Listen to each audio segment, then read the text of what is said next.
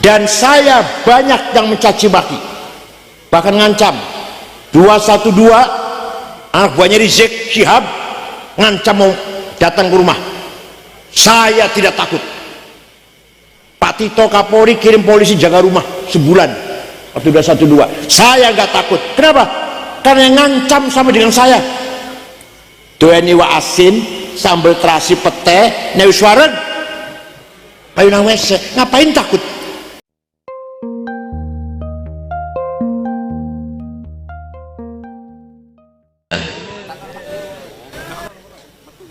Ketika Rasulullah masih hidup, ketika Allah masih hidup.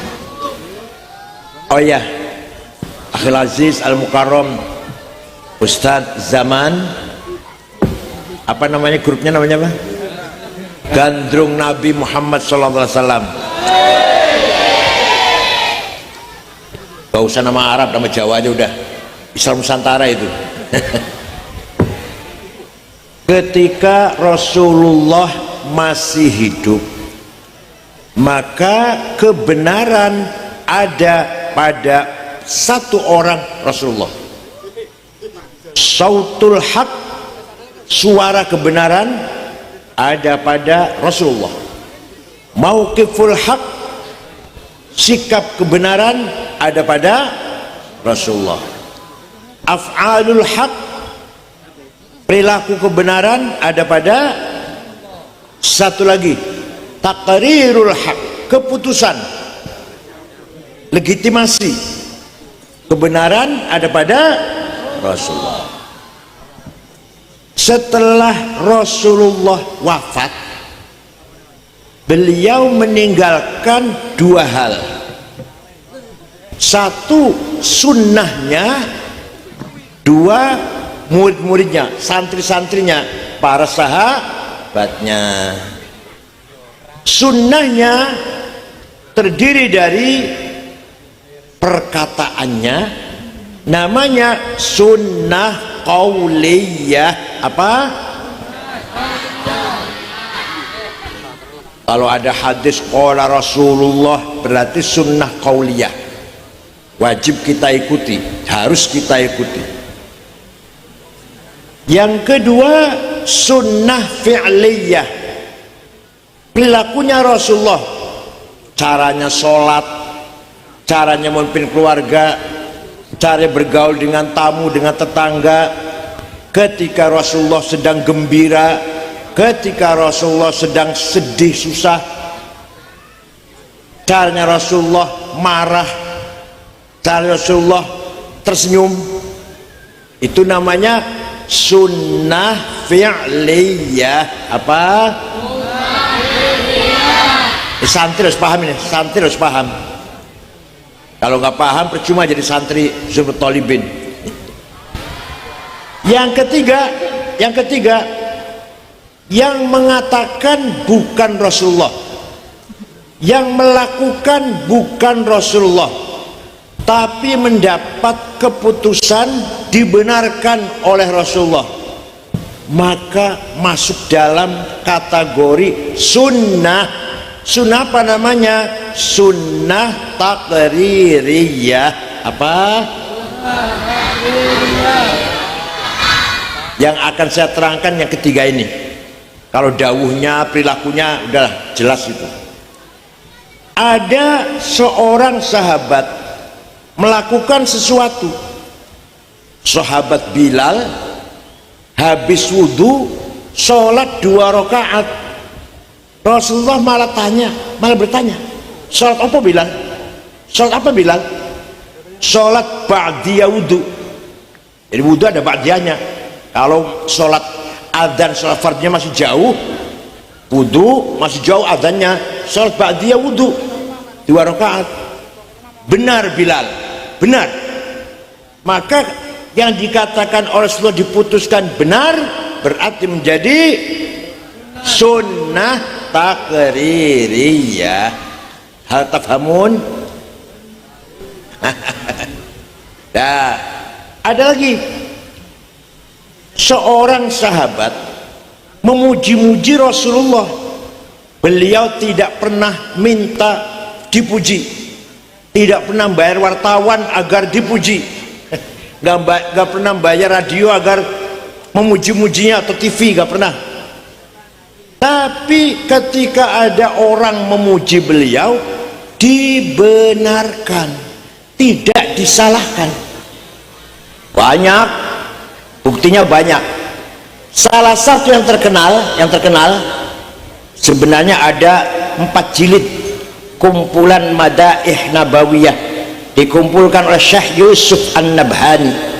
Tapi yang terkenal, ada seorang sahabat namanya Ka'ab bin Zuhair bin Abi Salma. Siapa?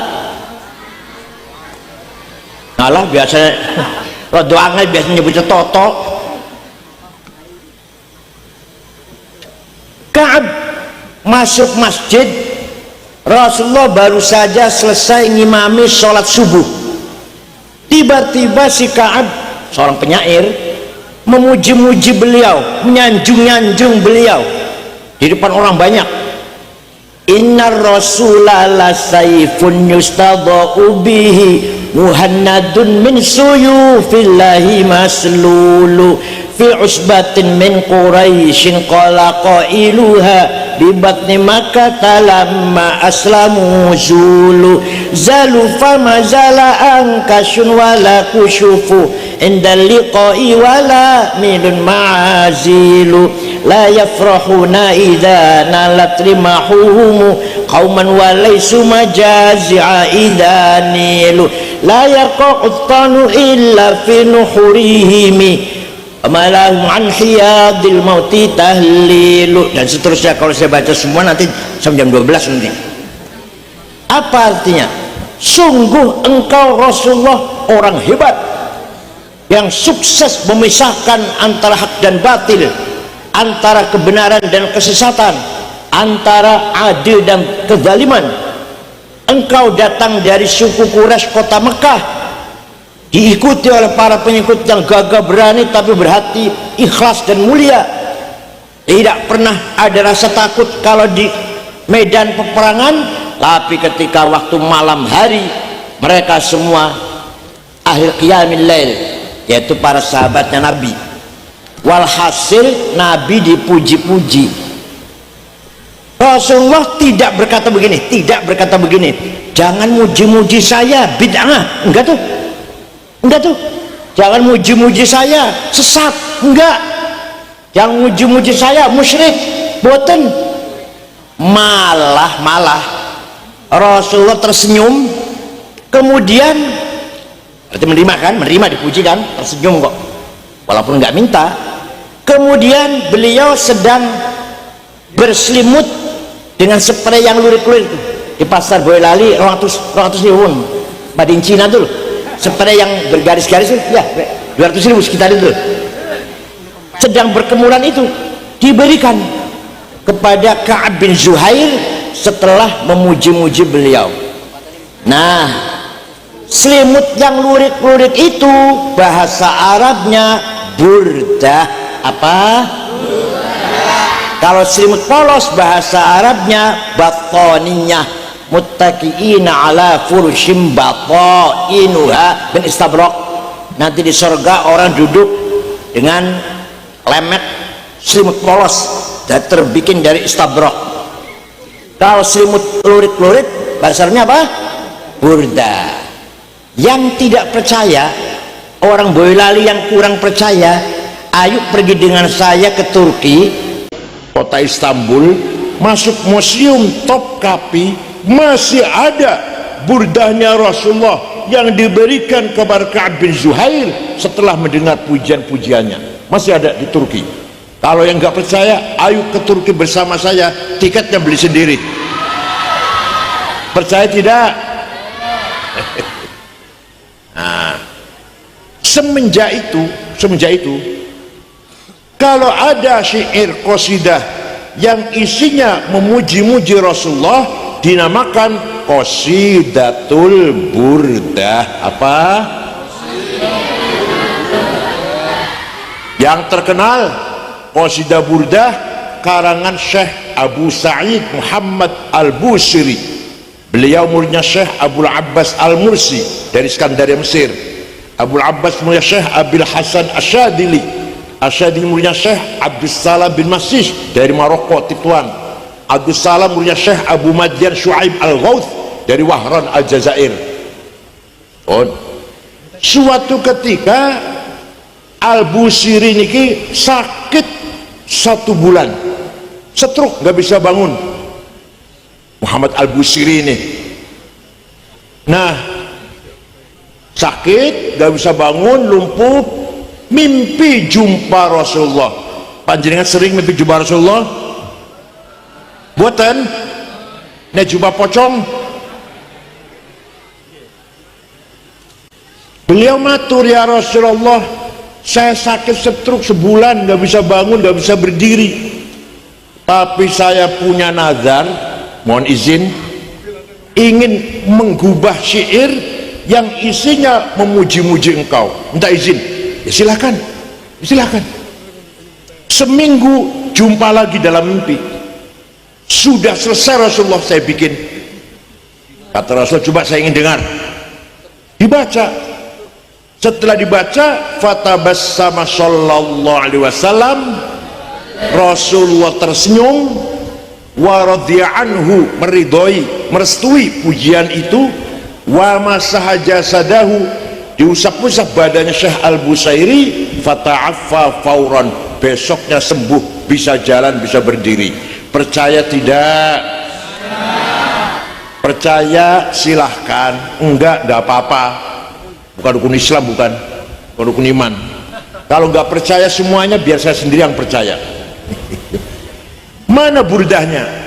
Ada di kitab Barzanji, ada itu. Hafal tidak? Kiai, ustadz, terutama syuriah, terutama khatib syuriah, harus hafal Barzanji, harus hafal Deba, harus hafal Burdah. Kalau tidak hafal, kalau kiai maca Barzanji masih baca, gak usah diamplopin, teman-teman, kapan. Mimbar di masjid jangan dikasih buku khutbah. Kiai khutbah harus hafal-hafalan. Apa bedanya kiai dengan SAG? Kalau SAG pantas khutbah baca, kalau kiai harus hafal. Kalau ada kiai khutbah masih baca, jangan dipakai lagi. Khutbah Jum'ah, khutbah gerhana, khutbah nikah, manaqib Syekh Abdul Qadir Al-Jilani, talqin, tahlil, kiai harus hafal. Paham? Kenapa? Karena itu milik kita semuanya, milik kita, kepunyaan kita. Kalau bukan kita yang menghafal, siapa yang hafal? Wahabi suruh ngapal, Salafi suruh ngapal? Enggak mungkin. Maka kitalah Nahdliyin yang harus hafal Barzanji, Deba, Burdah, Tahlil, Talqin, Manaqib. Paham betul? Amin tadakuri jironim bidhi salami, mazatadam anjaro min muqlatim bidami, am habbatir rihu min tilqai kadhimatin, wa awmadul barku fi dhulmai min idhami, fama li aynayka in qul takfu fahamata, wa ma li qalbika in qul tastafik yahimi, ayahsabu sabbu annal hubba munkatimu, ma baina munsajimin min huwa muttarimi, laulal hawa lam turid dam'an ala talali, wala arik tali dzikri bani wal alami. Gapal? Tidak hafal? Mulai besok harus hafal. Siap? Siap? Awas kalau saya lagi mas belum hafal, awas. Artinya, amin tadakuri jironim bidi salami, mazat tadam anjaro min muqlatin bidam. Kenapa engkau selalu menangis tiada henti-hentinya sampai air matamu bercampur darah? Apakah karena engkau sedang rindu kangen pada perempuan yang ada di dusun Di Salam? Atau karena engkau teringat suatu hari panas, angin bertiup kencang di desa Kadhimah, atau engkau teringat malam gelap gulita di desa Idham, kenapa kamu tidak enak makan, gak enak tidur, kurus kering, nangis terus? Pasti kamu lagi mabok. Jawab, pasti kamu lagi mabok? Jawabnya, na'am sara taifu man ahwa fa'arraqani wal hubbu ya'taridul ladzati bil alami ya laimi fil hawal udri ma'dziratan minni ilaika walau ansata lam talumi. Na'am, memang benar saya lagi mabok cinta seseorang, lagi kangen rindu seseorang, sampai rasa rinduku menjadi penyakit. Tapi kalau kalian tahu siapa yang sedang kurindukan, pasti akan memaklumi. Siapa sih yang sedang kamu rindukan, kamu tangisi? Siapa yang sedang kurindukan, yang kutangisi adalah Muhammadun Sayyidul Kaunaini wa Thaqalaini wal Fariqaini min urbin wa min ajami nabiyunal amirun nahi fala ahadu abarra fi qawlila minhu wala na'ami huwal habibul ladhi syafa'atuhu li kulli hawli minal awali muta'imi. Besi kutas ngapal? Da'a ilallahi fal mustamsikuna bihi mustamsikuna bihablin ghairi munfasimi faqan nabiyina fi khalqin wa fi khuluqi falam yudanuhu fi ilmin wala karami. Yang sedang kurindukan, yang sedang kutangisi adalah Sayyiduna Muhammad sallallahu alaihi wasallam, Sayyidul Arabi wal Ajam, Sayyidul Insi wal Jin, Sayyidul Alamil Mulki wa Alamil Malakut, Sayyidul Dunya wal Akhirah. Dialah Nabi yang kuharapkan syafaat pertolongannya. Percaya tidak Nabi Muhammad bisa menolong kita? Sudah wafat, percaya nggak? Sudah wafat itu. Percaya tidak? Walau annahum idzalamu anfusahum ja'uka fastaghfirullah wastaghfara lahumur rasul lawajadullaha tawwabar rahima. Orang yang banyak dosanya seperti saya datang ziarah kepadamu Muhammad, istighfar di depanmu, dan Rasulullah pun ikut memintakan juga ACC, memintakan juga agar orang itu diampuni dosanya. Lawajadullah tawwabar rahima, lamnya lam taukid, pasti Allah mengampuni dosanya orang itu. Paham?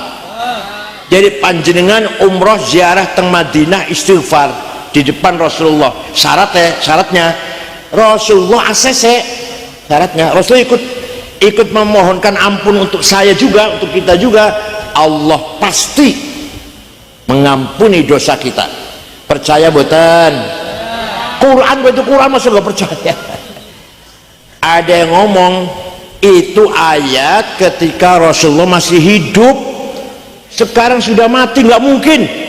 Itu masih hidup itu. Orang datang istighfar, Rasulullah ikut memohonkan istighfar untuk orang itu, maka Allah mengampuni. Kalau sekarang sudah mati, nah, ada ayat Quran, innallaha wa malaikatahu yusholluna 'alan nabiy ya ayyuhalladzina amanu shollu 'alaihi wa sallimu taslima. Allah dan para malaikat membaca sholawat untuk Rasulullah, untuk Nabi Muhammad. Wahai orang beriman, ayo baca sholawat dan baca salam untuk Rasulullah. Itu ayat ketika Nabi Muhammad masih hidup saja atau sampai sekarang? Ayo jawab santri. Allah membaca sholawat untuk Nabi Muhammad dan para malaikatnya itu ketika beliau masih hidup saja atau sampai sekarang? Ila yaumil sama. Tadi orang ziarah minta istighfar juga sampai sekarang. Bukan hanya ketika masih hidup, Itu namanya Rasulullah bisa memberi syafaat kepada siapa yang beliau kehendaki. Kalau nggak kehendaki ya enggak. Paham boten? Nabi Muhammad nama lengkapnya apa tidak santri Zumratul Thalibin? Apa tidak? Jawab. Apa tidak? Nama Nabi Muhammad yang lengkap apa tidak? Ayo ikut saya, kalau nggak ikut saya. Sayyiduna Muhammad sallallahu alaihi wasallam bin Abdullah bin Abdul Muttalib bin Hashim bin Abdul Manaf bin Qusay bin Kilab bin Murrah bin Ka'ab bin Lu'ay bin Ghalib bin Fihir bin Malik bin Nadhar bin Mudrikah bin Khuzaimah bin Ilyas bin Mudar bin Nizar bin Ma'ad bin Adnan bin Udad bin Hamaisa bin Salaman bin Banat bin Haml bin Qidra bin Ismail bin Ibrahim bin Azar bin Tarah bin Nahur bin Syaruh bin Arhu bin Falid bin Abir bin Arfahshad bin Sam bin Nuh bin Lamak bin Matusalih bin Hormuz bin Akhnuh bin Idris bin Mihlayil bin Qinan bin Anush bin Syed bin Adam alaihissalam. Apal mboten? Jadi leluhurnya Rasulullah itu jelas. Jelas enggak? Dari Nabi Adam jelas enggak? Jawab, jelas mboten? Leluhurnya panjenengan jelas mboten? Leluhur panjenengan jelas mboten? Mboten, masyaallah anak sapa iki mbuh.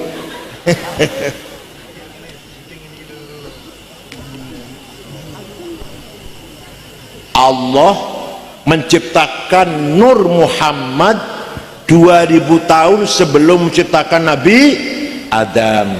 Setelah menciptakan Nabi Adam, Nur Muhammad diletakkan di tulang rusuknya Nabi Adam. Terus turun temurun sampai ke keturunannya yang saya sebut namanya tadi. Kemudian dibawa oleh Syekh Abdul Muttalib, kakeknya Rasulullah, mukanya terang bersih. Pindah ke Syekh Abdullah, mukanya terang, masuk ke rahimnya Siti Aminah. Saratun sara nurun nubuwati fi. Misalnya harus hafal nih ya Allah, nggak hafal. Saratun sara nurun nubuwati fi asariri hurarihimul bahiyah wa badar badruhu fi jabini jaddihi Abdul Muttalib wa ibnihi Abdillah atirillahumma qabrahul karim. Allahumma salli wa sallim wa barik alaihi.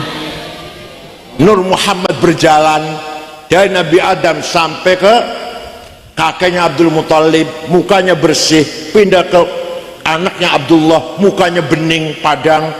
Masuk ke rahimnya Siti Aminah, fawulida sallallahu alaihi wasallam sajidan syakiran hamidan ka'annahul badru fi tamami.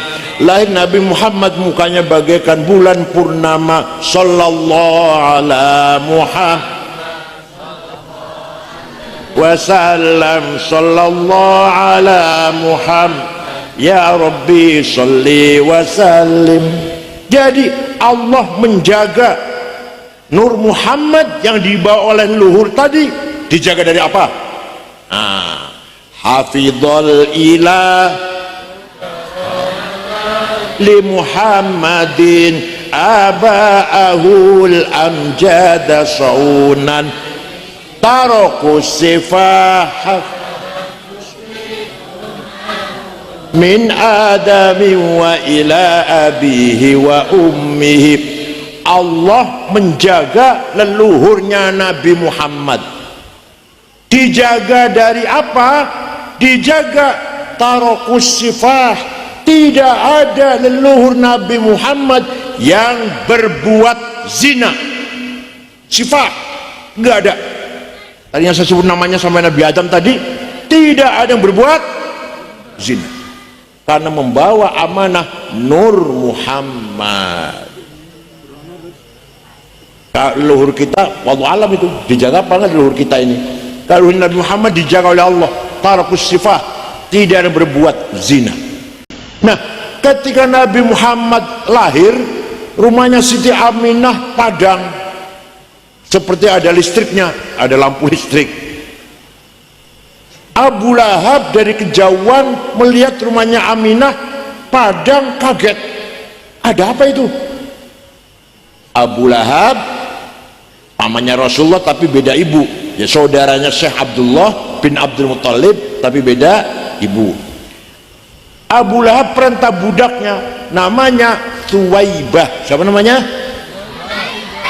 Coba Thuwaibah lihat rumahnya Aminah, ada apa kok padang, ada apa ini? Thuwaibah pergi, tidak lama kembali, majikan, bos, Siti Aminah melahirkan bayi laki-laki. Dari mukanya bayi laki-laki itulah datangnya sinar bagaikan bulan purnama. Dari bayi laki-laki itu sudah dikasih nama Muhammad. Abu Lahab gembira karena masih pamannya kan, ponakannya lahir laki-laki, apalagi punya kelebihan sampai bersinar. Thuwaibah, sejak sekarang kamu bukan budak, kamu merdeka, bebas. Saya senang, bersyukur ponakan saya laki-laki lahir namanya Muhammad. Itu nanti di akhirat Abu Lahab kafir pasti masuk neraka. Saya selana Aron pasti masuk neraka. Tapi setiap hari Senin dikeluarkan dari neraka. Selasa masukkan lagi tuh, Selasa, Rabu, Kamis, Jumat, Sabtu, Ahad. Senin diangkat lagi, dikeluarkan neraka. Selasa masukkan lagi, selama-lamanya, selama-lamanya. Senin dikeluarkan dari neraka sehari, Selasa masukkan lagi sampai Ahad, selama-lamanya seperti itu. Kenapa? Idza kana hadza kafiran ja'a dhammuhu bitabbat yadahu fil jahimi mukhallada ata annahu fi yaumil itsnaini daiman yukhaffafu anhu lisururi bi ahmad famadhannu bil abdil ladzi kana umruhu li ahmad masruran wa mata muwahhida. Abu Lahab pasti masuk neraka jahim. Sudah dinas dalam surat Tabbat yada abi lahabi wa tab. Tapi ata annahu fil mitsnani daiman yukhaffafu anhu al-'adzab. Setiap hari Senin diangkat dari siksaan neraka. Kenapa? Lisururi bi ahmada, karena gembira dengan lahirnya Nabi. Famadzannu bil abdil ladzi kana umruhu. Abu Lahab yang kafir dan senang dengan kelahiran Muhammad hanya sekali, bisa memberikan syafaat setiap hari Senin dikeluarkan dari neraka. Apalagi kalau orang Boyolali, warga Nahdlatul Ulama, yang setiap malam Jumat baca maulid, akikah baca maulid, rumahnya jadi baca, anaknya ada yang ngelamar baca, naik pangkat baca, lulus sekolah baca maulid. Apalagi orang Boyolali yang rajin baca maulid, pasti min ahli syafaati Rasulillah sallallahu alaihi wasallam. Abu Lahab yang kafir yang hanya sekali gembira dengan lahir Nabi Muhammad, setiap Senin dikeluarkan dari neraka. Apalagi kita yang selalu baca maulid selama umurnya, selama hidup kita, pasti min ahli syafaati Rasulillah sallallahu alaihi wasallam. Kesimpulannya membaca maulid Nabi itu sunnah. Lupa sudah, ya Allah. Membaca Barzanji, membaca Deba, membaca Burdah, sunnah takririyah, sunnah bukan bid'ah. Pinter, karena ngomong goblok nanti sebelum Gus Miftah nanti dia. Ayo baca maulid itu takririyah. Nabi tidak minta dipuji, tapi ketika ada orang memuji tidak melarang. Maka benar, memuji Rasul itu benar, tidak salah. Allah saja memuji Nabi Muhammad, Allah saja, apalagi kita. Wa innaka la ala khuluqin azim, sungguh engkau Muhammad orang berakhlak mulia. Itu pujian Quran untuk Nabi Muhammad ya. Itu namanya sunnahnya. Nomor dua, Nabi Muhammad wafat meninggalkan santri-santrinya, murid-muridnya, sahabat-sahabatnya. Sedikit atau banyak? Banyak. Banyak tuh bahasa Arabnya apa? Jamaah. Apa? Jamaah sahabat ini membawa kebenaran, perkataannya, pendapatnya, sikapnya, perilakunya, keputusannya yang diputuskan oleh sahabat benar, karena itu santrinya Rasulullah. Maka yang kalau kita ikut sahabat berarti kita, kalau kita ikut sunnahnya Rasul dan jamaahnya sahabat, namanya kita ahlus sunnah wal. Paham boten? Kita ini ahlus sunnah kalau mengikuti sunnah Rasul, qauliyah, fi'liyah, takririyah. Kita ini wal jamaah karena kita ikut murid-muridnya Rasulullah, jamaatus sahabat. Contohnya gimana contohnya? Nah, contohnya ini. Rasulullah ketika masih hidup ngimami sholat taraweh 8 rakaat. 8. Kenapa? Karena khawatir, takut kalau menjadi fardu, kalau sholat taraweh menjadi wajib. Wong boleh orang bakal kuat ya di wajib itu. Kalau iya nanti jadi wajib, cukup 8 rakaat. Tapi Rasulullah masuk ke kamar nambahi entah berapa rakaat. Para sahabat sing jero masjid setelah Rasulullah masuk ke kamar macam-macam. Ada yang pulang, potongannya boleh lah pulang. Ada yang nambahin 100 rakaat, ada yang nambahin sampai 1000 rakaat. Jadi orang-orang tarawih itu waduh macam-macam.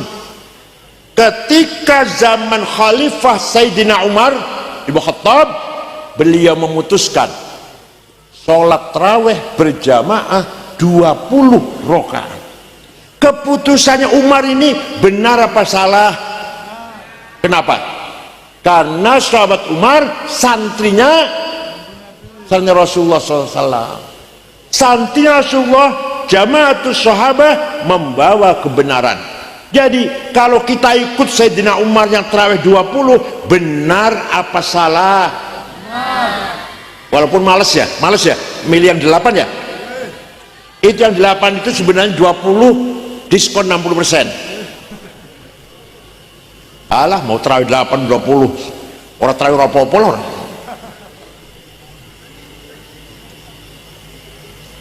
Ada lagi, ketika zaman Rasulullah masih hidup, Quran tidak ditulis. Rasulullah tidak merintah tulis Quran, enggak. Semua sahabat Nabi hafal Quran, semuanya hafal. Tidak ada satupun sahabat Nabi yang menulis Quran dengan utuh 30 juz, tidak ada. Ada satu sahabat punya tulisan Baqarah, surat Al-Baqarah. Ada satu sahabat yang lain punya tulisan Kahfi, sahabat lain punya tulisan surat Yasin. Tidak ada satu sahabat pun yang mempunyai tulisan Quran 30 juz, tapi hafal semua. Kalau hafal kan nggak butuh tulisan. Jadi saya hafal kulhu nih, saya itu hafal kulhu, gak butuh tulisan saya. Falak, Nas, Fatihah hafal saya, gak butuh tulisan. Oh ngapal kok, gimana? Tapi kemudian Quran Alif Lam Mim baru baca, itu butuh tulisan. Al-Qulhu aja gak butuh tulisan. Lah sahabat hafal kabeh, gak butuh tulisan. Tapi setelah zaman sakwise sahabat Islam semakin meluas, maka Sayyidina Abu Bakar, Khalifah Abu Bakar memutuskan bahwa Quran harus ditulis. Benar apa salah keputusan Abu Bakar itu? Kenapa? Benar kenapa? Karena jamaatus sahabah membawa kebenaran. Qaulul haq fi'lul haq, mauqiful haq. Paham boten? Baru Quran ditulis, dikumpulkan dari, ayo sini hafal sini ini, dari 30 juz, dibagi-bagi ke kota-kota Islam, Basrah, Kufah, Baghdad, Damaskus, Kairo. Lama-lama orang baca Quran bertentangan, berselisih sangat tajam. Orang Kufah baca Qurannya beda orang Basrah, orang Basrah beda orang Damaskus, orang Baghdad. Maka ketika zaman Sayyidina Utsman, Khalifah Utsman, semua Quran dikumpulkan, ditarik ke Madinah, tulis ulang. Setelah tulis ulang 30 juz, lainnya dibakar, tinggal satu yang sah. Kemudian dibagi-bagi ke kota-kota, sampai sekarang namanya Mushaf Utsmani. Mushafnya Bang Utsman, Pak Ade Utsman. Bukan, mushafnya Sayyidina Utsman. Paham tidak? Yang dilakukan oleh Sayyidina Utsman itu benar apa salah? Kenapa?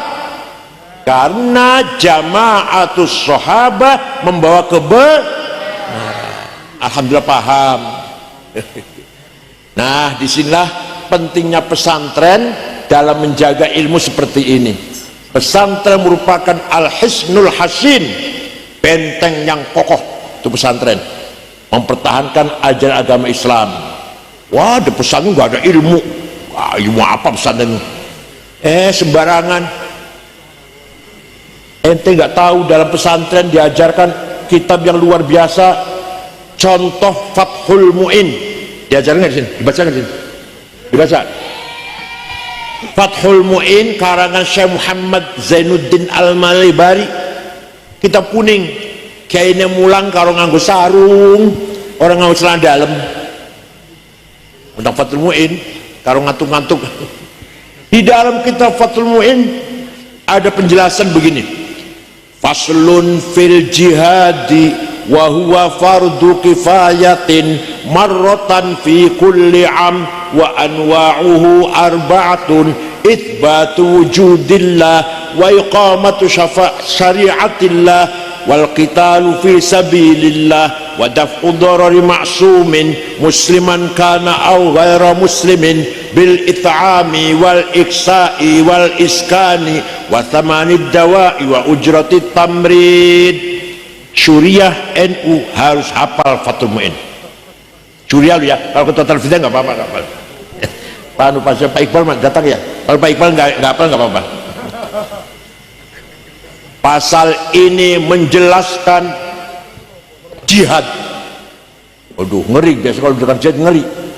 Jangan khawatir, versi Fathul Mu'in, versi pesantren, jihad nggak mengerikan, nggak. Jihad ada 4 macam. Ada berapa? Pertama, itsbatu wujudillah, ay iqamatu hujajin diniyatin naqliyatan kanat au aqliyah itsbatu wujudis shani'. Kiai, ustad harus berjuang jihad, mengajak masyarakat semuanya beriman kepada Allah. Jihad nomor 1. Jihad nomor, bukan ngebom, bukan. Kalau ngebom bukan mati syahid, mati sangit. Jadi kayak Zainal Abidin nih, mangku pesantren Zumrud Talibin, ini jihad, menggembleng anak santri yang nanti akan menjadi orang beriman kepada Allah, ya tidak? Nah, yang namanya orang beriman itu harus ada dalam hati. Nah, kalau masih kecil boleh jawab Allah itu ada. Kata siapa? Kata ustadz, boleh anak masih kecil. Tapi itu syarat mati. Kalau seperti saya ini udah 72 umur saya, ditanya Allah ada tidak? Ada. Kata siapa? Harus jawab kata saya. Keyakinan dalam hati, mau kata ustadz, kata saya dong. Ayo saya tanya, Allah ada tidak? Kata siapa? Namanya iman namanya. Kalau masih katanya anak kecil tuh. Rasulullah Nabi Muhammad benar tidak? Kata siapa? Ada malaikat, percaya tidak? Kata siapa? Quran itu wahyu dari Allah, percaya tidak? Kata siapa? Nanti ada hidup akhirat, ada surga neraka, ada pahala siksa, percaya tidak? Kata siapa? Yang terakhir, semua yang terjadi ini tidak keluar dari takdirnya Allah, baik buruk, kaya, melarat, pangkat atau rendah, sukses atau gagal, semua takdir Allah. Percaya tidak? Kata siapa? Itu namanya kiai berjuang membimbing imannya masyarakat. Jihad nomor 1. Kalau masih ada orang yang penduduk ngandong, ada orang masih ragu-ragu dengan wujudnya Allah, kiai ikut bertanggung jawab. Kiai Abidin, Kiai Jamal, Ustadz Munawar Zain, bertanggung jawab itu. Dosa kalau masih ada orang nggak paham akidah, berikan paham, berikan pemahaman yang benar. Tujuan nomor 1 itu, jihad nomor 1, isbatu wujudillah, mengajak masyarakat beriman kepada Allah. Yang kedua, jihad adalah iqamatu syariatillah, melaksanakan ibadah, sholat 5 waktu sehari semalam, puasa Ramadan, zakat 2,5%, yang kaya atau yang melarat yang enggak, pergi haji kalau mampu, kalau enggak mampu yang enggak. Paham tidak? Jadi ada penduduk ngandong tiap hari sholat 5 waktu, kerja leren adzan sholat dulu duhur, kerja lagi cari duit lagi, adzan asar leren sholat asar, kerja lagi ada adzan maghrib leren sholat maghrib. Jihad. Paham boten? Bulan Ramadan panjenengan wong ngandong poso kabeh, jihad itu namanya. Lapar-lapar, haus-haus, kita tidak minum, tidak makan, padahal kalau minumnya bisa enggak, orang nggak tahu bisa lah, tapi Allah tahu. Kita semuanya puasa enggak? Puasa tidak? Ramadan, jihad namanya tuh. Yang ketiga, bila terpaksa, bila kepepet, bila terpaksa darurat, perang fi sabilillah. Kalau kita diperangi, kita harus siap perang. Kalau kita nggak diperangi, aman-aman saja, jangan ngebom. Boy lali senang ngebom. Rasulullah bersabda, man qatala dhimmiyan fa ana khasmuhu yaumal qiyamah wa man kuntu khasmahu falam yashumma raihatal jannah. Barang siapa membunuh non muslim, membunuh siapa? Maka nanti di hari akhirat berhadapan dengan saya, kata Rasulullah. Dan barang siapa berhadapan dengan saya tidak akan selamat. Membunuh non muslim, apalagi membunuh muslim. Paham? Wala tasubbul ladzina yad'una min dunillah fayasubbullaha adwan bighairi ilm kadzalika zayyana likulli ummatin amalahum thumma ila rabbihim marji'uhum fayunabbi'uhum bima kanu ya'malun. Jangan mencaci maki non muslim. Quran ini dengar enggak? Jangan mencaci maki. Masing-masing umat punya kebanggaannya. Kadzalika zayyana likulli ummatin amalahum.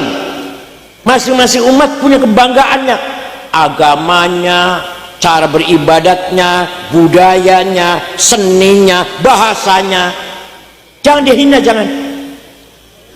Kita orang Islam gak boleh menghina orang Kristen, Katolik, Hindu, Buddha. Kita orang Islam gak boleh menghina cara ibadahnya mereka. Kita orang Islam tidak boleh menghina tempat ibadatnya mereka. Paham boten? Dakwah ngajak boleh, tidak boleh dengan cara menghina, nggak boleh. Yang keempat, wadaf'u dharari ma'sumin musliman kana aw ghaira muslim. Apa artinya? Warga masyarakat Boyolali, muslim atau non muslim, kata Fathul Mu'in, asalkan orang itu orang baik-baik, bukan penjahat, harus dilindungi. Hidup di Boyolali aman, tentram, damai, nggak ada rasa takut, nggak ada khawatir, muslim atau non muslim. Paham? Mewujudkan keamanan, stabilitas keamanan bagi penduduk Wonogiri yang baik-baik, bukan pelaku kriminal, bukan, muslim atau non muslim, termasuk jihad fisabilillah. Bil it'ami, semua penduduk Boyolali muslim atau non muslim harus cukup pangan, tidak boleh kelaparan. Udah Boyolali sudah cukup pangan? Udah saya tanya ini, sudah cukup pangan Boyolali? Kenyang semua orangnya, kenyang semua? Kalau ada satu orang Boyolali di pojok gunung sana, paling jauh lah, mati karena tidak makan, dosa semua, dosa semuanya kita ini. Tapi nomor satu yang paling pertama dosa bupati, nomor dua Kapolres, nomor tiga anggota DPRD, nomor 15 ketua NU. Jangan sampai ada orang satupun muslim atau non muslim yang mati kelaparan. Dosa semua kita ini. Paham boten? Yang kedua, wal ibsai, pakaian. Semua orang Boyolali harus cukup pakaian, cukup sandang. Agama Islam memerintahkan kita sholat pakaiannya harus bersih, suci. Berarti kita tidak boleh, tidak mungkin sarung cuma satu, baju cuma satu, pergi ke comberan, pergi pasar, pergi kuburan, pergi WC, pergi sholat gitu, sarungnya cuma satu, najis jelas. Oleh karena itu orang Islam harus punya sarung minimal 7, berapa? Punya baju 7, berapa? Punya kaos dalam, celana dalam, sandal, kopiah, sehari harus ganti. Ya Allah. Kalau cuma sarung punya satu, gak mungkin suci itu. Habis dari kecomberan, WC, kuburan, pasar, sana ada anjing, ada apa. Orang Islam harus berpakaian yang cukup. Paham? Syekh Abil Hasan Asyadili, waliullah, salah satu wali kutub yang punya Tariqah Syadiliyah, punya Hizb Nasr, Hizb Bahar, pakaiannya mewah, keren. Paham nggak? Paham nggak? Syekh Syadili yang punya Tariqah Syadiliyah di Mesir, pakaiannya tiap hari ganti dan keren. Baju jasnya dibikin dari wol dormil semeter 13 juta. Bajunya Pierre Cardin, Christian Dior, Guy Laros 7 juta bajunya itu. Sepatunya Hermes 25 juta, kacamatanya Cartier 45 juta, pulpanya Montblanc 12 juta, apalagi tasnya itu Gucci 75 juta. Kiai di Boyolali kadang saya tahu pengurus NU, Masya Allah, minyak wanginya Jo Malone, Bulgari, Louis Vuitton 7 juta. Kadang ada kiai minyak wanginya Misik, Masya Allah, sandalnya Lili, kopiannya hitam campur coklat. Tasnya itu yang dibuat tasnya bukan Ecolak, Delsi atau Samsonite 3 juta lah, enggak. Di pojok ada tulisan Musyawarah Majelis Ulama Kabupaten Boyolali. Mulai besok kiai harus keren. Siap? Bila perlu sepatunya Pak Kiai lebih bagus daripada sepatunya Bupati. Jasnya Kiai Rois Syuriah lebih mahal dari jasnya Bupati. Gitu loh. Kacamatanya lebih mahal daripada kacamata ketua DPRD. Paham? Dikira Kiai itu identik dengan kumuh kemproh apa? Coba ulama di Iran, ulama Tunis, ulama Maroko. Waduh, saya kalau lihat mobilnya Plymouth, Cadillac Caprice, bukan Luxio, Grand Mark, bukan. kalau makan di restoran yang mewah, ulama itu di Iran, Tunis, dan mana Turki juga, Turki dan Maroko. Ya Allah, kapan Indonesia tuh kiai NU mewah gitu loh. Musola harus bersih, toiletnya. Masa musolanya tikarnya sobek, jedingnya bau petek, airnya kosong, ciduknya bolong, kalah dengan toiletnya pompa bensin. Bayangkan, malu nggak itu? Malu nggak? Musolanya kiai kalah dengan dalam kebersihan dengan toiletnya pom bensin. Pom bensin toiletnya bersih-bersih, baunya harum. Masa toiletnya kiai, musolanya bau petek, jengkol, kuning. Yang tidak kuning cuma 2 bekas tapak kaki, itu nggak kuning tuh. Ayo, kita harus penampilan keren. Syekh Syadzili rumahnya besar, pembantunya 16, keretanya ditarik oleh 2 kuda, kendaraannya anulah cepat tuh. Ada yang tanya, Syekh ini wali kutub ada 4, Syekh Abdul Qadir Al-Jilani, Syekh Abil Hasan Asy-Syadzili, Hasan Ar-Rifai, Said Ahmad Badawi. Wali kutub itu ada 4. Panjenengan wali kutub kok pakaiannya keren? Apa jawabnya?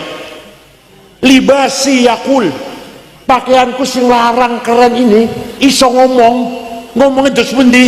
Ayyuhan nas ana ghani fala tarhamuni.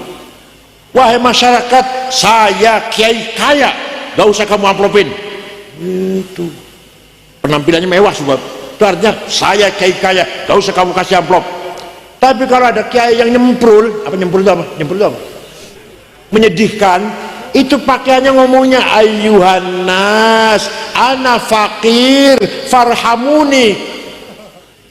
Wahai masyarakat, saya kiai kaya, farhamuni, harus diamplopin nih masyarakat.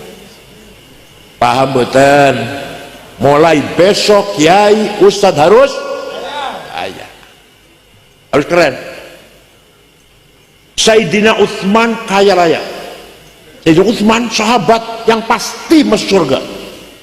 Sahabat yang sudah dikasih tahu kamu pasti masuk surga ada 10. Al-Ashar Al-Bashir bil Jannah ada 10. Abu Bakar, Umar, Utsman, Ali, Sa'ad, Sa'id, Talha, Zubair, Abdul bin Auf, Amir bin Jarrah. Dikasih tahu kamu surga. Sayyidina Utsman yang sudah pasti masuk surga pernah sedekah gandum gak dihitung, yang jelas diangkut dengan 700 onta. Kalau di sini barangkali 700 gerobak, 700 cikar. Kaya dan loman. Syekh Abdul Qadir Al-Jailani, wali kutub dari Baghdad, Irak, suatu hari pergi ke Mesir, ziarah kubur, datang Imam Syafi'i, ziarah datang kuburan Imam Syafi'i di dusun Fustat, Kairo. Setelah nyampe di sana melihat masyarakat sekitar kuburannya Imam Syafi'i melarat-melarat. Itu Syekh Abdul Qadir Jailani beli tanah 10 hektar, dibangun perumahan untuk penduduk yang miskin di sekitar kuburannya Imam Syafi'i. Sampai sekarang rusun ono tulisan di gerbang Auqaf Syekh Abdul Qadir Al-Jailani. Jadi beliau itu wali sugih loman. Panjenengan wali duduk sugih ora, loman boten semua, tiga-tiganya boten, dosa kabeh itu. Ya Allah. Said Muhammad bin Ali Al-Malik Al-Hasni datang Mekah, baru wafat tahun 2006. Kiai Maimun Zubair, putra-putra semua di situ. Waktu saya di sana santrinya 700, ditanggung, makan minum, buku, kebutuhannya, pakaiannya, sakit diobatin, pulang dikasih tiket. Kena kaya dan loman. Ayo, ada nggak Kiai Boyolali yang nanggung santrinya? Jawab, ada tidak? Tuh Said Muhammad bin Ali Al-Maliki Al-Hasni. Kiai Wahab Hasbullah, orang kedua setelah Mbah Hashim, mensosialisasikan Nahdlatul Ulama sampai ke Palembang tahun 30-an tuh, 35, 36 lah kira-kira, ke Palembang, jumpa dengan kiai asli Semarang namanya Kiai Kamil Soleh, berdiri NU. Ke Banten, Pandeglang, Menes, jumpa Kiai Abdurrahman, berdiri NU. Ke Betawi, Jakarta, Guru Marzuki Cipinang, berdiri NU. Ke Bogor, Ajengan, Pagentongan, Abdul Hamid, berdiri NU.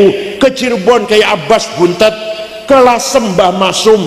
Ke Kudus, Raden Asnawi Kudus. Cepu, Kiai Ihsan. Lombok sampai Kiai Wahab pergi ke Lombok, Kiai Faisal dan Kiai Hasun jadi pengurus NU pertama. Itu Kiai Wahab muter-muter Pak, sampai Palembang sampai Lombok zaman tahun 30-an sampai tahun 40 tanpa proposal. Mana Pak Iqbal? Pak Iqbal ketua NU. Ketua NU jangan rajin bikin proposal. Kiai Wahab berjuang NU, dan ini hasilnya nih. Ini hasil perjuangannya Kiai Wahab yang ikhlas ini, berkorban tenaga, pikiran dan uangnya. Kiai Wahab, Mbah Hashim pendirinya, yang berangkat motornya Kiai Wahab. Nih berkah barokahnya NU sebesar ini nih. Kenapa? Karena Kiai Wahab kaya, cukup kaya lah, dan mau berjuang, mau mengeluarkan duit. Waktu Rasulullah Mi'raj, Rasulullah apa? Mi'raj, melihat ada orang laki-laki bangkit dari kuburan, tinggi besar, orang tinggi besar.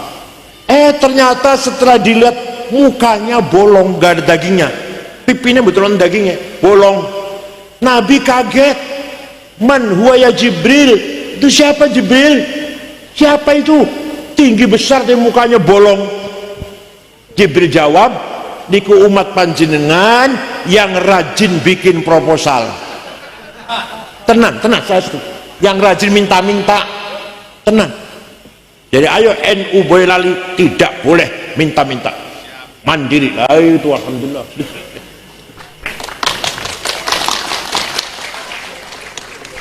Usahakan punya sumber keuangan yang bisa menutupi kebutuhan aktivitas cabang. Itu jangan sedikit minta sumbangan, apalagi kepada pemerintah. Rendah nanti NU itu kalau minta bantuan pada pemerintah. Jangan, mandiri, siap.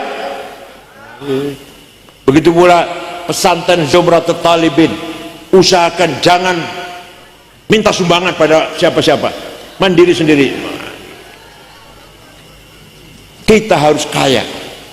Wal yakhshal ladzina law taraku min khalfihim dzurriyyatan dhi'afan khafu 'alaihim falyattaqullaha wal yaqulu qawlan sadida. Ini Quran ini apa artinya?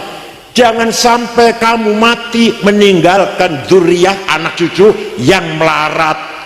Usahakan kamu mati punya harta yang dinikmati oleh ahli waris, anak cucu. Artinya apa? Ini perintah Allah. Perintah Allah ini, jangan sampai kamu mati meninggalkan anak cucu yang diafan melarat. Harus kita mati, anak cucu kita sejahtera, mewarisi harta kita. Artinya kita harus kaya. Jadi kaya itu wajib, melarat itu dosa. Ayo, kaya itu melarat. Awas kalau saya izin lagi mas melarat, awas. Begitu pula pinter. Dalil apal kabeh dalil. Thalabul ilmi fardhatun ala kulli muslim. Pinter itu wajib. Kalau pinter wajib berarti bodoh dosa. Bodoh dosa. Dikira nggak dosa apa? Udah melarat, bodoh. Ya dosa dua itu dah. Satu lagi, kita harus menang, tidak boleh kalah. Itu Allah yang perintah. Wala tahinu wala tahzanu wa antumul a'launa in kuntum mu'minin. Kamu jangan kalah, kamu jangan di bawah. Wa antumul a'laun, kamu di atas. Pemimpin, direktur, kepala, ketua, komandan. Paham betul? Maka artinya kita harus menang. Kalau kalah dosa. Menang itu wajib, kalah paham betul? Bukan berarti saya ngomong begini mengurangi ibadah, tidak. Saya sendiri jam 3 bangun, ini panjenengan jam 1, jam 2 monggo lah, lebih bagus dari saya lah.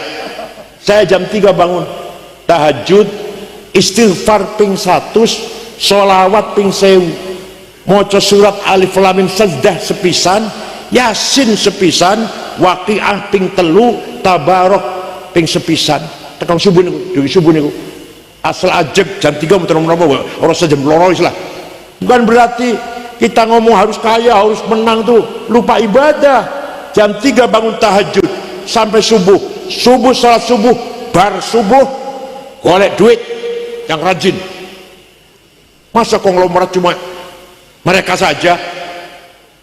Nah, ini naga cuma 9, ayo ciptakan naga dari Boyolali ke 10. Siap?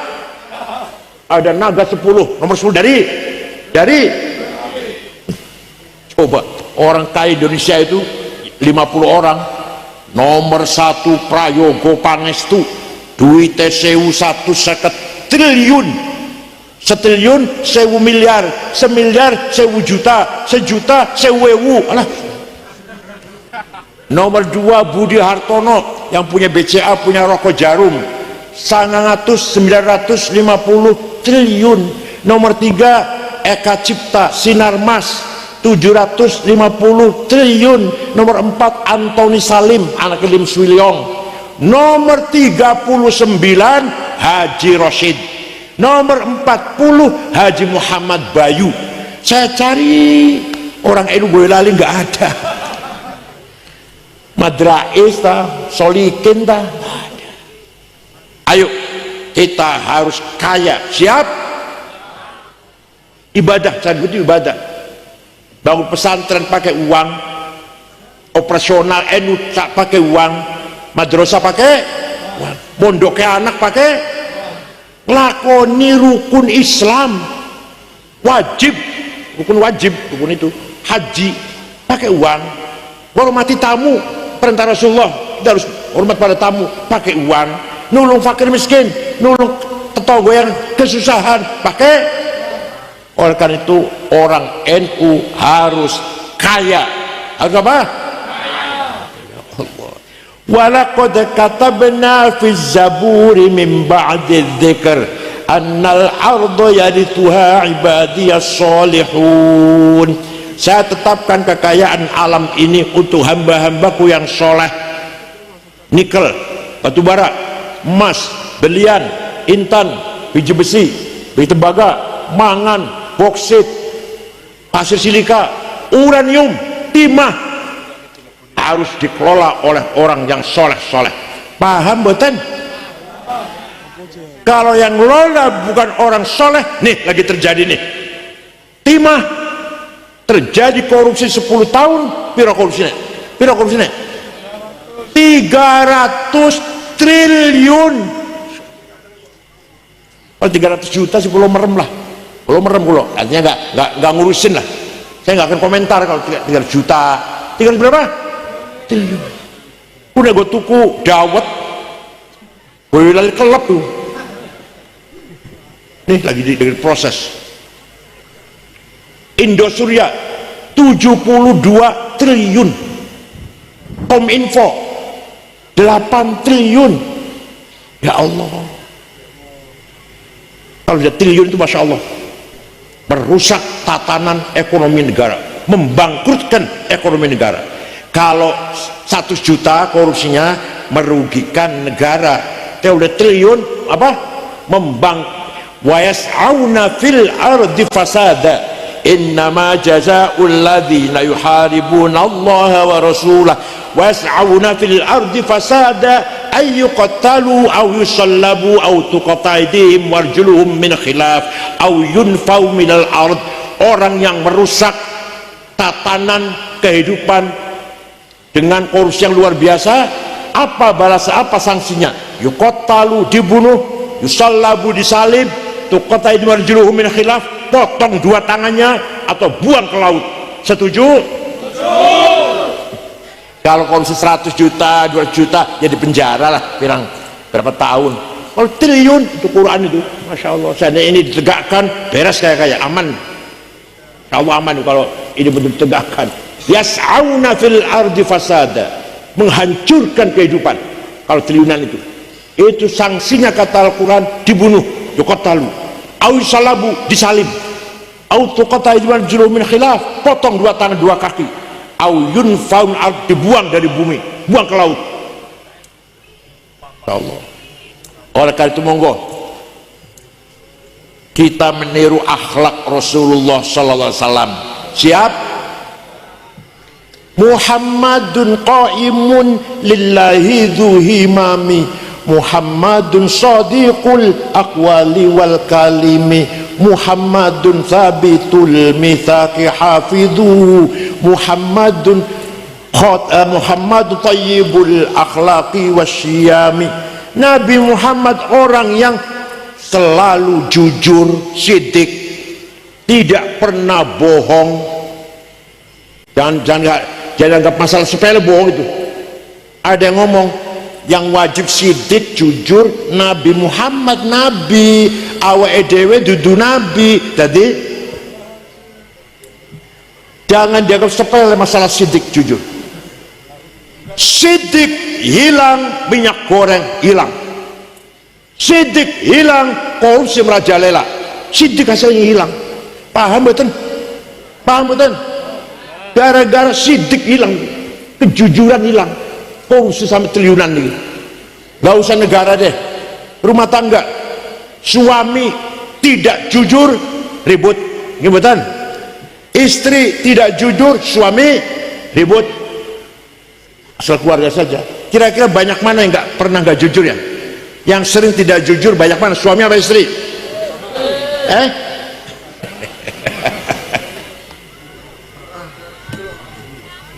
Muhammadun thabitul mithaqi hafidhuhu. Nabi Muhammad kalau janji tepat. Ada tetangga saya pinjam duit ngomongnya rong minggu, rong tahun durung bayar. Wonten boten bayar niku? Wonten boten? Wonten, masyaallah. Muhammadun tayyibul akhlaqi wasyiyami. Nabi Muhammad akhlaknya mulia, tidak pernah balas dendam. Begitu Nabi Muhammad menang dengan membawa sahabat 12.000 tahun 8 Hijriah masuk ke kota Mekah. Orang Mekah ketakutan kalau Muhammad balas dendam, merasa dulu salah. Nabi Muhammad mengatakan, al-yaum yaumul marhamah, hari ini hari kasih sayang, rekonsiliasi, silaturahim, tidak ada balas dendam. Yang dulu melempari batu, saya maafkan. Yang dulu membunuh sahabat Yasir, sahabat Sumayyah, saya maafkan.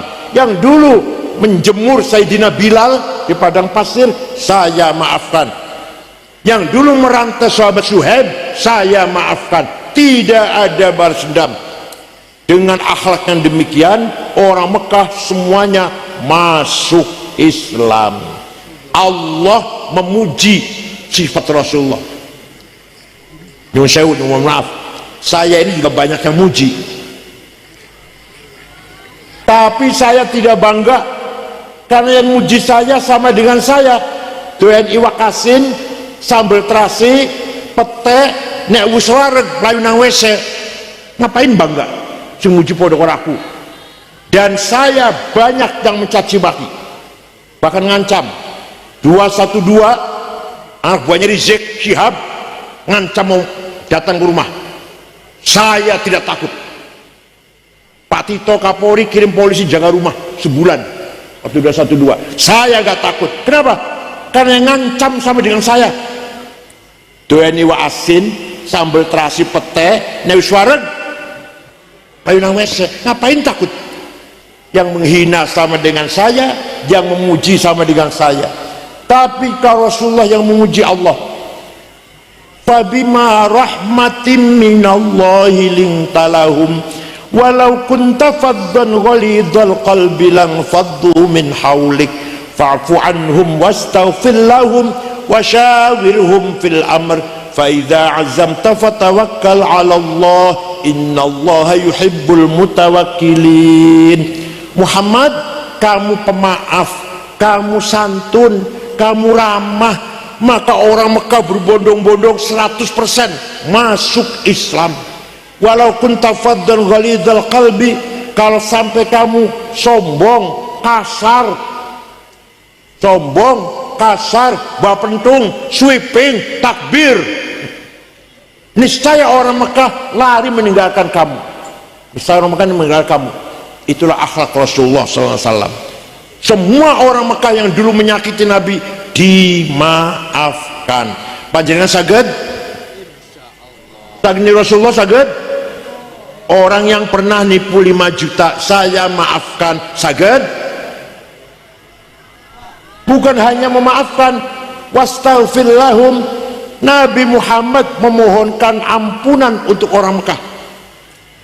Nabi Muhammad berdoa di Ka'bah, ya Allah, moga-moga wong Mekah yang dulu menyakiti saya, bahkan membunuh sahabat Yasir, sahabat Sumayyah, menyiksa sahabat-sahabat yang lain, panjenengan maafkan, ampun dosanya. Panjenengan saged niru sampai saged niru Pak, panjenengan orang yang membawa lari sepeda motor, muga-muga diampuni dosane, saged? Boten.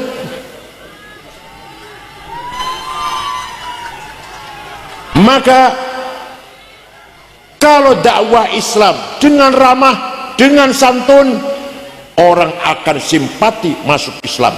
Tapi kalau dakwah Islam dengan kasar, mencaci maki, sombong, orang akan lari dari agama Islam. Paham boten? Mudah-mudahan Mbah Zuhdi Hasan, Allah yarhamuh, mudah-mudahan sekarang berada di fi maq'adi sidqin 'inda malikin muqtadir, duduk di tempat duduk namanya maq'ad siddiq, di sebelahnya Allah, di sisi Allah. Mudah-mudahan amal solehnya Mbah Zuhdi diterima Allah, kekhilafannya, kelupaannya diampuni oleh Allah. Innaka ghafurur rahim. Dan pesantren Zumratut Talibin insyaallah daimun ya ila yaumil qiyamah, akan selalu ada sampai hari